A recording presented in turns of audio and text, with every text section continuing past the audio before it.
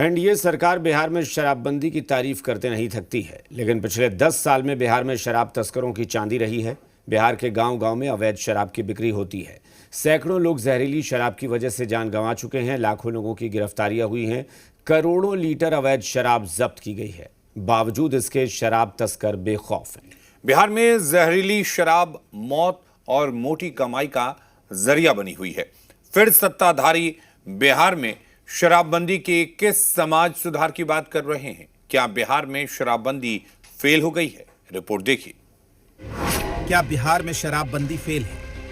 क्या शराबबंदी सांस्थानिक भ्रष्टाचार है? शराबबंदी से सूखा नशा के कारोबार में आई तेजी?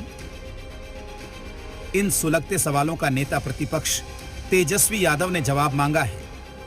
एक्स पोस्ट पर तेजस्वी यादव ने बिहार में शराबबंदी को पोल खोलकर रख दी है। पूछा है, शराबबंदी की विफलता का दोषी कौन? मेरे सवालों, तर्कों और तथ्यों का जवाब दें।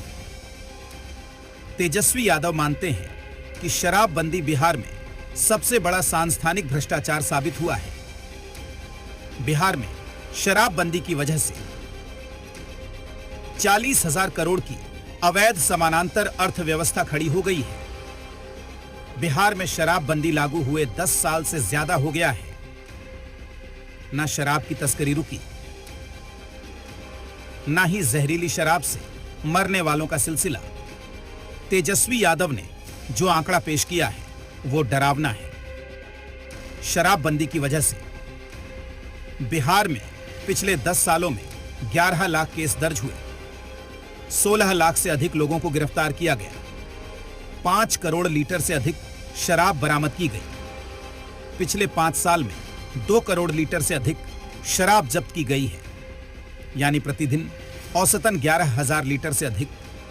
बिहार पुलिस के आंकड़ों के अनुसार 2026 में औसतन 3,70,684 लीटर प्रति महीने अवैध शराब बरामद की गई है, यानी 12,356 लीटर प्रतिदिन।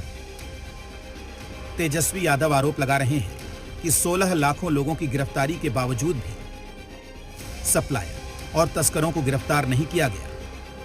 किसी भी जिले के एसपी, डीएसपी या बड़े अधिकारी पर कार्रवाई नहीं की गई है। तेजस्वी यादव ने सरकारी आंकड़ों पर भी सवाल उठाया है। दावा किया है कि बिहार में प्रतिदिन शराब की खपत 1,70,000 लीटर से अधिक की है। बिहार सरकार के मुताबिक 2026 में 18% अधिक शराब बरामद की गई। शराबबंदी की वजह से सूखा नशे का कारोबार 40% बढ़ा। बिहार के युवा गांजा, ब्राउन शुगर और नशीली दवाओं का सेवन कर रहे हैं। तेजस्वी यादव के इन सुलगते सवालों पर सियासत शुरू हो गई है। तब प्रतिपक्ष आदरणीय तेजस्वी यादव जी ने एक ट्वीट की कि बिहार में शराबबंदी विफल है। तो क्या ये सत्य नहीं है? मिर्ची क्यों लग रही है? शराबबंदी कानून लागू इसलिए हुआ था कि बिहार स्वस्थ हो, समृद्ध हो, कला से दूर हो, लेकिन 10 वर्षों में शराबबंदी के नाम पर एक पार्लर की मम्मी। तेजस्वी यादव को अपने गिरावान में झांकना चाहिए और 15 साल के उस कुशासन को याद करना चाहिए। उनको नहीं याद होगा तो बिहार की जनता को तो खूब बढ़िया से याद है। अब ये क्या बात करेंगे साहब? इनका जब राजपाट था, मैं वही था।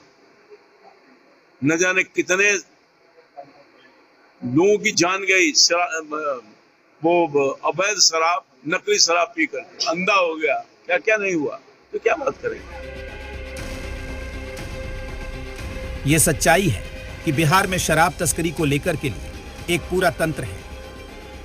बावजूद किसी भी जिले में शराब की तस्करी नहीं रुकी, जबकि शराबबंदी लागू होने के बाद से मुख्यमंत्री नीतीश कुमार ही सत्ता में रहे हैं। सरकार कहती है कि शराबबंदी पूरी तरह से सफल है। हम तो यही कहेंगे कि 10 साल विनाशकाल। बिहार में 10 सालों से शराबबंदी है और 10 सालों में ऐसा शराब माफिया यहाँ पर सक्रिय हैं और वो शराबबंदी को सफल बताते हैं। अब गांव में जाके देखिए, गरीब गुरबा का जो बच्चा है तरह तरह का नशीली पदार्थ का सेवन कर रहा है। आपको मालूम होना चाहिए कि वो बिहार से बाहर कलकत्ता, रांची, अन्य प्रदेशों में जाते हैं और उनका जो फाइनेंसर लोग हैं, जो उनके दल के फाइनेंसर लोग हैं, वह शराब के कारोबारी जो हैं वही लोग उनसे जुड़े हुए हैं और वह जो है इस पर बात करते हैं, उनको अधिकार नहीं है। शराबबंदी से एक तो बिहार को राजस्व का घाटा हो रहा है, दूसरी ओर अवैध तस्करी की वजह से शराब माफिया की चांदी है। इन सब के बीच बिहार में जहरीली शराब मौत और मोटी कमाई का जरिया बन गई है।